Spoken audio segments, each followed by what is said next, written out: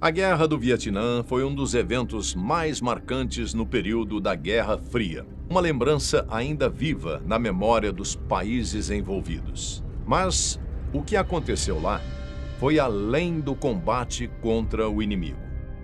Alguns soldados americanos começaram a lutar contra o seu próprio país, matando seus próprios oficiais. Traição? Desespero? O que aconteceu no Vietnã?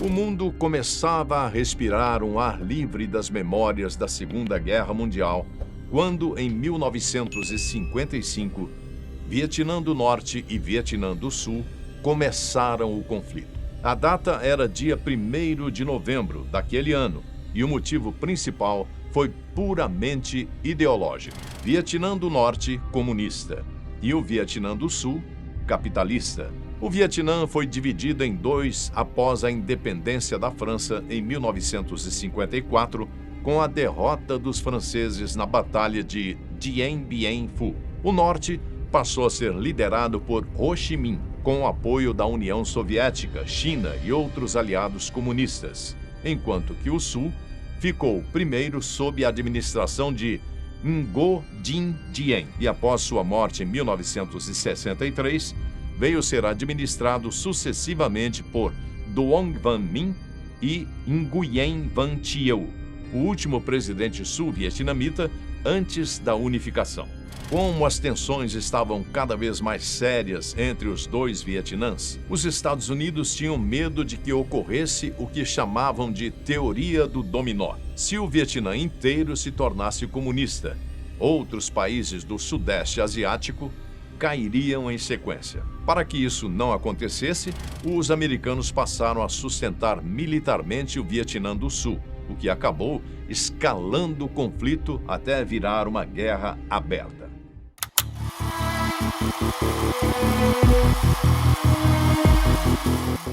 A guerra no Vietnã não foi travada de uma única forma, nem por um único tipo de exército. De um lado, a FNL, Frente Nacional de Libertação, conhecida no Ocidente como Vietcong, operava nas sombras, apostando nas emboscadas, infiltrações e ataques rápidos contra o governo do Vietnã do Sul e seus aliados anticomunistas. Amparados politicamente e logisticamente por Hanoi, esses guerrilheiros transformaram vilas, selvas e túneis em campos de batalha invisíveis. Paralelamente, o Exército do Vietnã do Norte, ou simplesmente NVA, conduzia uma guerra mais convencional, mobilizando grandes unidades e, em determinados momentos, enfrentando o inimigo em confrontos diretos de larga escala. Com o passar do tempo, essa dinâmica se alterou. As ações irregulares do Vietcong perderam protagonismo, enquanto o NVA assumiu um papel cada vez mais central nas operações militares. Do outro lado do conflito, Estados Unidos e Vietnã do Sul confiavam em sua superioridade tecnológica e no poder esmagador de seu arsenal. A estratégia se apoiava em operações batizadas como buscar e destruir, com grandes contingentes terrestres, artilharia pesada e, sobretudo, domínio absoluto dos céus. Essa supremacia permitiu extensas campanhas aéreas, incluindo bombardeios sistemáticos não apenas no sul, mas também contra alvos estratégicos no Vietnã do Norte, devastando cidades, infraestrutura e rotas de suprimento. Por trás das armas, porém, estavam visões de mundo inconciliáveis. Para o Vietnã do Norte e o Vietcong, a guerra era entendida como uma luta de libertação e reunificação nacional, uma continuidade direta da resistência contra o colonialismo francês e depois contra a intervenção americana. Já para Washington e Saigon, o conflito fazia parte de um tabuleiro global maior. A prioridade era impedir que o Vietnã do Sul se tornasse mais uma peça do bloco comunista em consonância com a teoria do dominó e com a política de contenção, cujo objetivo maior era frear a expansão do comunismo em escala mundial. Bom, essa é a história que muita gente já conhece e sabe o resultado. Mas o que acontecia nos campos de batalha, onde ninguém mais, a não ser os próprios soldados, via ou experimentava, é que incomoda muito até os dias de hoje. E o que eu vou contar a partir daqui pode ser um pouco incômodo também para você. Mas história é história, ela não se apaga.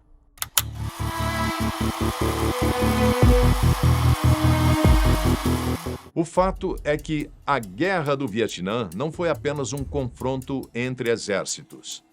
Foi, acima de tudo, uma guerra travada sobre vilas, florestas e corpos de civis. Um conflito longo o suficiente para apagar fronteiras morais e transformar o horror em rotina. Do lado americano e do Vietnã do Sul, o poder vinha do céu. Bombardeiros cruzavam o país despejando napalm, um fogo que gruda na pele e não se apagava com água. Aldeias inteiras foram incendiadas sob a suspeita de esconder guerrilheiros. Em 1968, esse terror ganhou um nome definitivo: My Lai. Soldados dos Estados Unidos entraram na vila e, sem enfrentar resistência alguma, executaram centenas de civis.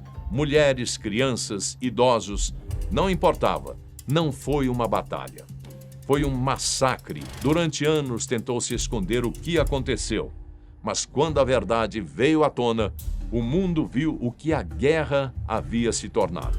Ao mesmo tempo, milhões de litros de agente laranja eram despejados sobre florestas e plantações. A ideia era simples: tirar o esconderijo do inimigo. O resultado foi uma tragédia silenciosa e duradoura. Câncer, deformações congênitas, terras envenenadas. Mesmo depois do cessar-fogo, o veneno continuou fazendo vítimas. Em terra, as operações de buscar e destruir avançavam sem distinção clara entre combatentes e civis. Suspeitos eram torturados, vilas arrasadas, pessoas mortas por estarem no lugar errado, na hora errada. A tecnologia era superior, mas a guerra se tornava cada vez mais brutal e cega.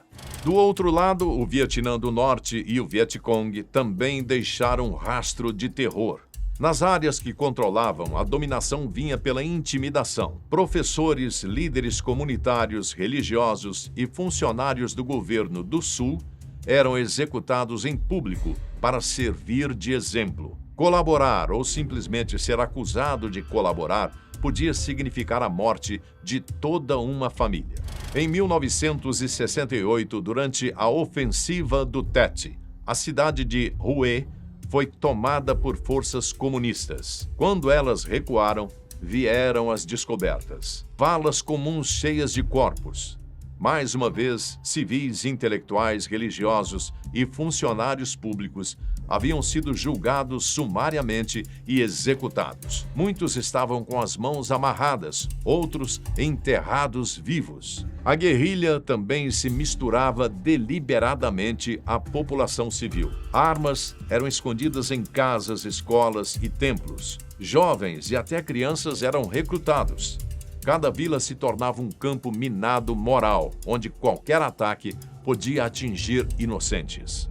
Quando a guerra terminou e o Vietnã foi reunificado, o sofrimento não acabou. Milhares de sul-vietnamitas foram enviados a campos de reeducação, onde enfrentaram trabalho forçado, fome, doenças e tortura. Para muitos, a vitória significou apenas uma nova forma de prisão. Independente de bandeiras ou discursos recheados de ideologias, quem mais sofreu foram aqueles que não tinham armas nas mãos.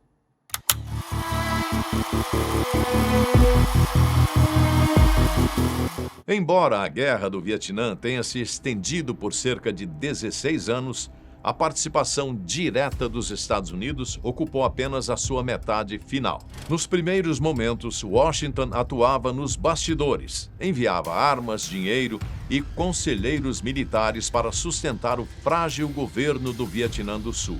A guerra ainda parecia distante, controlável, quase periférica. Esse cenário muda em 1964. Após o assassinato de John Kennedy, o vice-presidente Lyndon Johnson assume a Casa Branca e passa a encarar o conflito como uma ameaça real à credibilidade americana no mundo.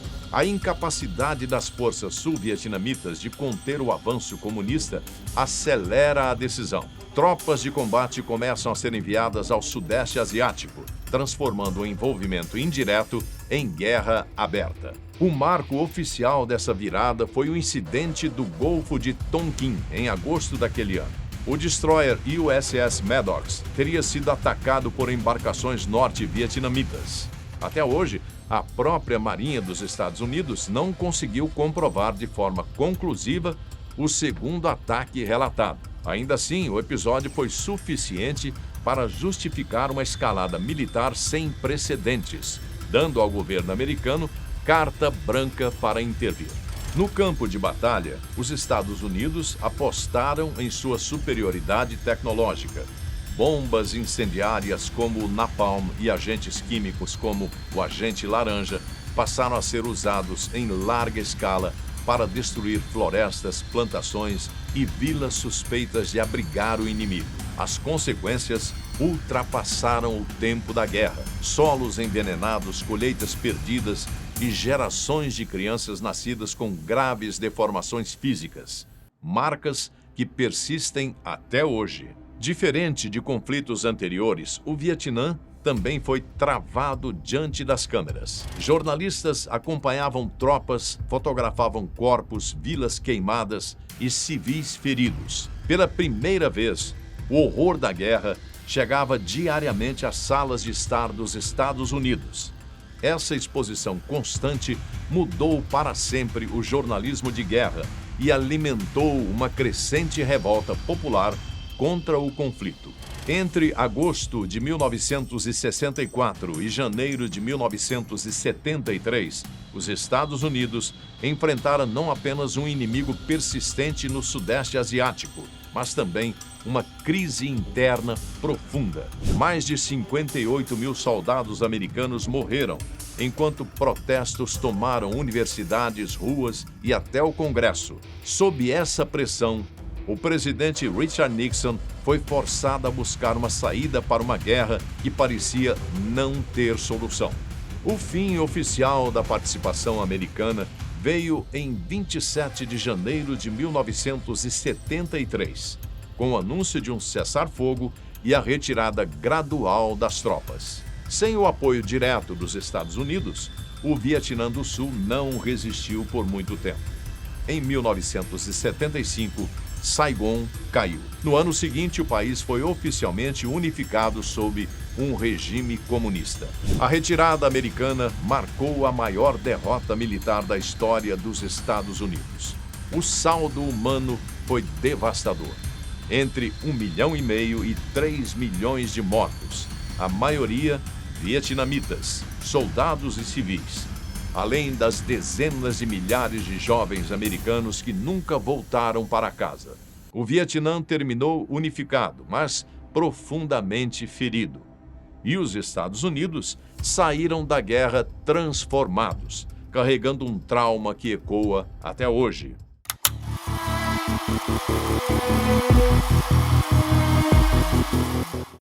A derrota dos americanos não se deu somente por causa dos inimigos. Eles mesmos se perderam no campo de batalha, gerando confusões, conflitos e mortes. Fogo amigo, fragging, americanos versus aliados. A guerra começou a ruir por dentro.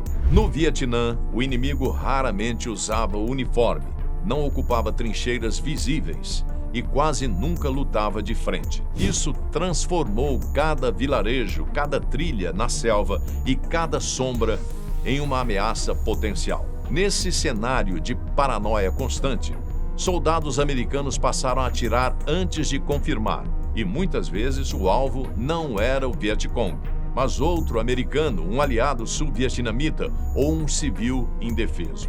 O chamado fogo amigo deixou de ser exceção e passou a ser parte recorrente da guerra. Mas havia algo ainda mais grave corroendo o exército por dentro: o fragging. O termo vinha das granadas de fragmentação usadas para matar deliberadamente oficiais superiores dentro das próprias unidades. Capitães, tenentes, considerados incompetentes, excessivamente agressivos ou indiferentes à vida dos soldados, passaram a ser vistos como um risco maior do que o inimigo. Em algumas unidades, obedecer ordens já não fazia sentido. Sobreviver, sim. O fragging não era um ato isolado de loucura, mas um sintoma claro de colapso da hierarquia militar. Jovens soldados exaustos, drogados, traumatizados e descrentes da guerra começaram a enxergar seus próprios comandantes como inimigos internos. A disciplina ruiu, a confiança desapareceu. O exército deixou de funcionar como uma força coesa. A relação com os aliados sul-vietnamitas também se deteriorou rapidamente. Havia desconfiança mútua, acusações de corrupção, covardia e traição. Tropas americanas muitas vezes tratavam seus aliados com desprezo, enquanto soldados do Vietnã do Sul desconfiavam das intenções dos estrangeiros em seu próprio território. Em vez de cooperação, instalou-se o conflito silencioso. Somado a isso, o uso massivo de drogas como maconha, heroína e anfetaminas tornou-se comum entre os combatentes. Muitos soldados lutavam anestesiados, física e emocionalmente. Outros simplesmente deixaram de lutar. O moral estava destruído. A guerra já não fazia sentido nem para quem estava no fronte, nem para quem dava ordens a milhares de quilômetros de distância.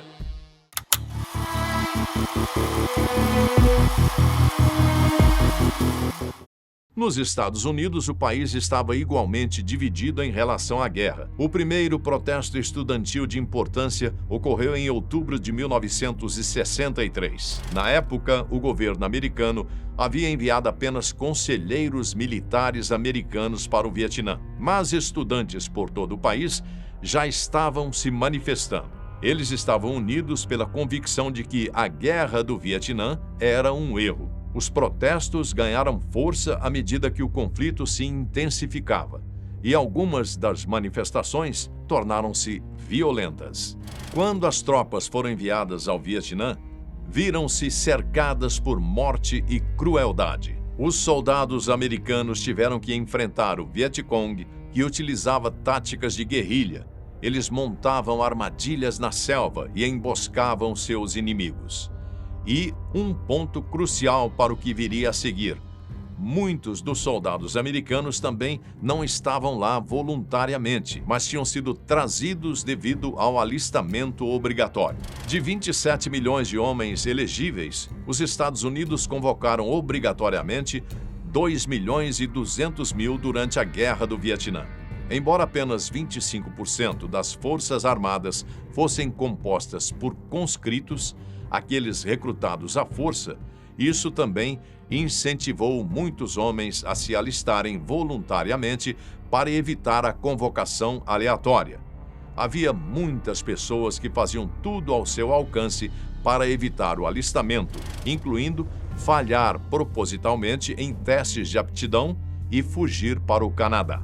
Não é de surpreender que o ressentimento crescesse entre os soldados e seus superiores. Embora o total esteja incompleto, de 1969 a 1972, houve cerca de 900 casos conhecidos ou suspeitos de fragging durante a Guerra do Vietnã, o que resultou em 99 mortes e um número incalculável de ferimentos. De 1970 a 71, os incidentes de fragging aumentaram, mesmo enquanto os Estados Unidos estavam se retirando do Vietnã. Mas, até o final da guerra, acredita-se que pelo menos 450 oficiais e 600 soldados dos Estados Unidos tenham sido mortos por fragging, e 1.400 morreram em circunstâncias misteriosas.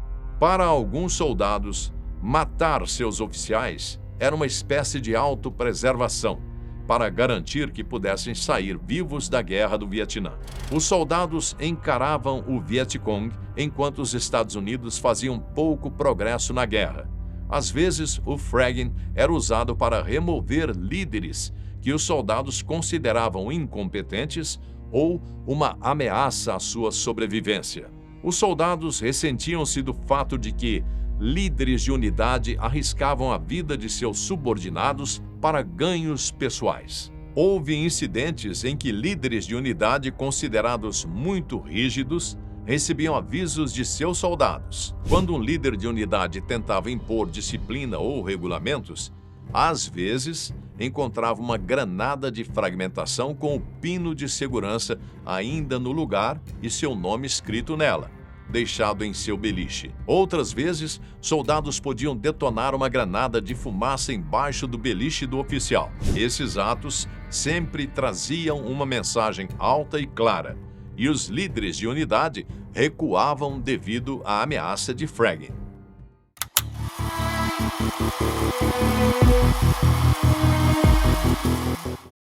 Houve alguns incidentes notáveis.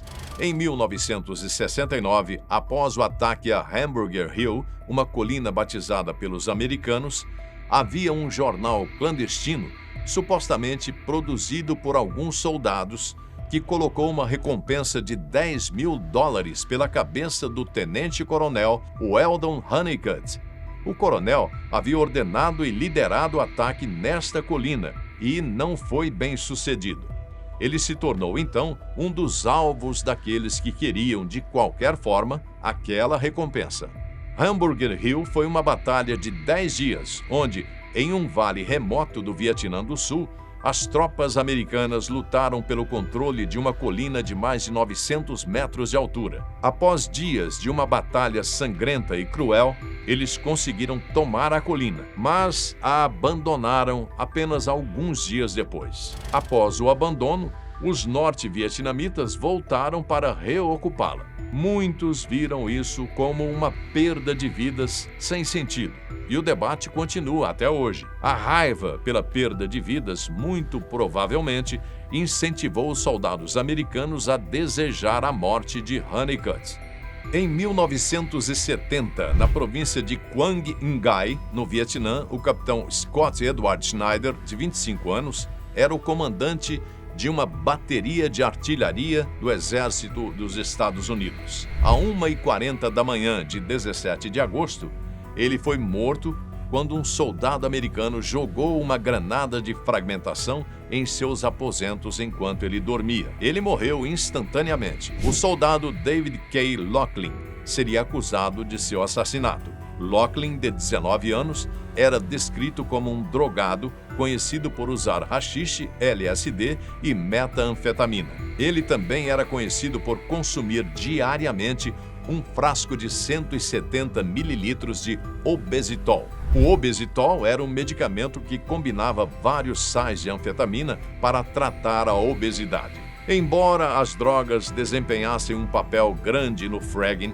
a tensão racial também era considerada um fator motivador em alguns casos. Em 15 de março de 1971, em uma base do exército de Bien Hoa, os tenentes Thomas A. Dewey e Richard E. Harlan, dois homens brancos, foram mortos por uma granada lançada em seus aposentos.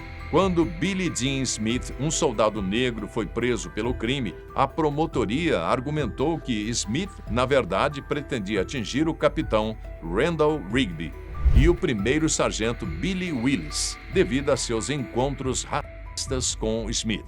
Quando o caso de Smith recebeu atenção internacional, ele foi transferido do Vietnã para Fort Ord, na Califórnia. A defesa argumentou que o pino da granada havia sido plantado no bolso de Smith após o ataque. Alegaram que ele havia sido alvo devido às suas declarações contra a guerra antes dos assassinatos. De acordo com a revista Black Scholar, Smith era o culpado lógico, porque era um soldado negro com má atitude. Billy Dean Smith foi considerado inocente. Não era raro os incidentes de fragging errarem o alvo pretendido. Em 1969, um novo comandante foi colocado no comando da bateria D do 11º Regimento de Fuzileiros Navais em Phu Lac.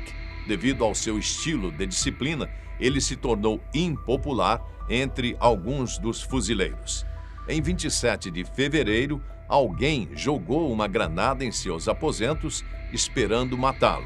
Mas ele não estava em seus aposentos naquela noite. Em vez disso, a explosão matou o primeiro sargento Warren Firth, que estava programado para voltar para casa e para sua família em apenas alguns dias.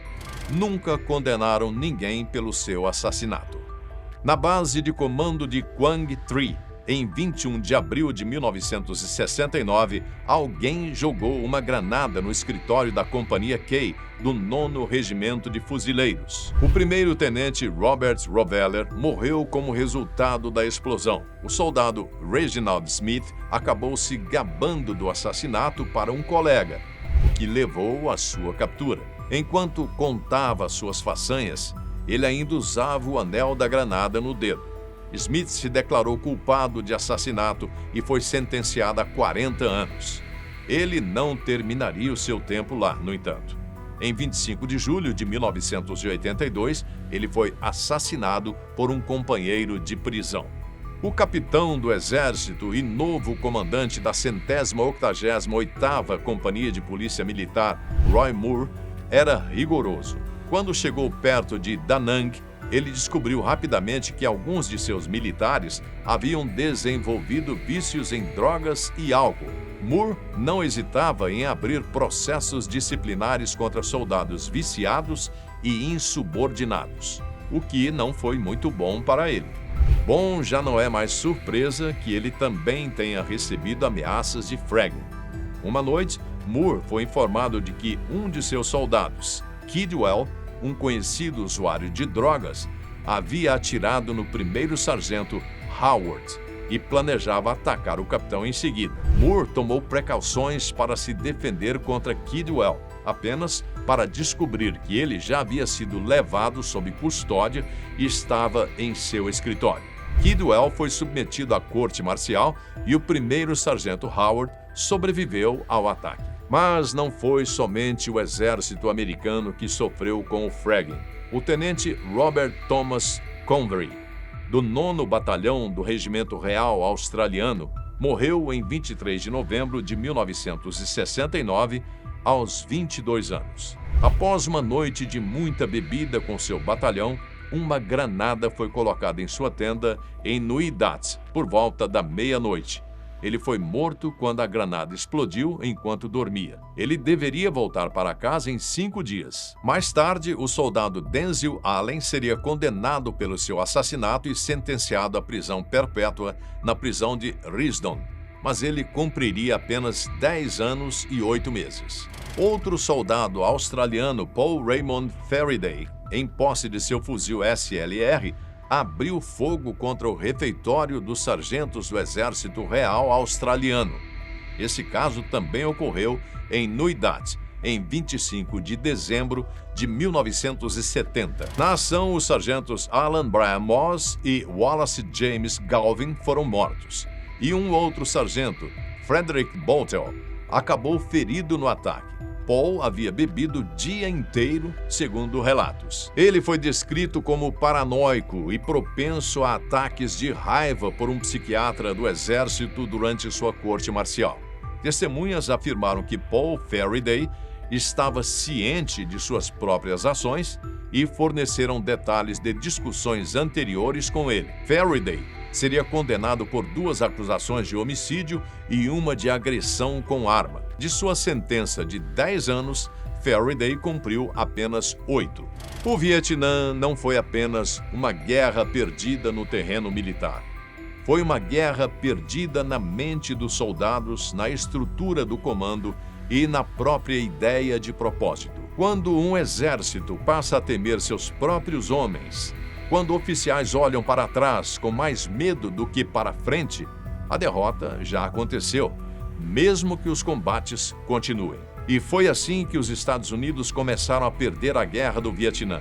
antes mesmo de deixarem o país. Não derrotados apenas pelo inimigo externo, mas consumidos por um conflito interno que nenhum bombardeio foi capaz de apagar.